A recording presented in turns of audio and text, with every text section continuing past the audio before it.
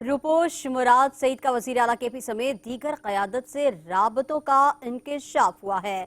9 मई से रुपोश PTI रहनुमा मुराद सईद के वज़ीर आला खैबर पख्तूनख्वा अली अमीन गंजापुर और पार्टी क़यादत से राबतों का इंकशाफ हुआ है। पार्टी ज़राए के मुताबिक मुराद सईद रुपोशी के बावजूद KP हुकूमत और पार्टी के अहम फैसले करने वालों में शामिल हैं, जिनमें वज़ीर आला अली अमीन गंजापुर समेत मुतअद्दिद दीगर रहनुमा साबिक वफाकी वजीर से राबते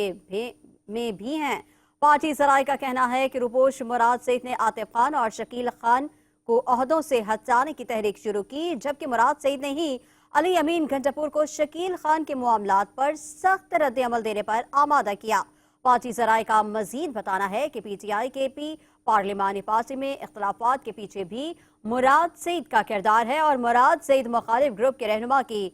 बानी PTI से मुलाकात कराने पर मिशाल यूसुफजई को भी हटाया गया।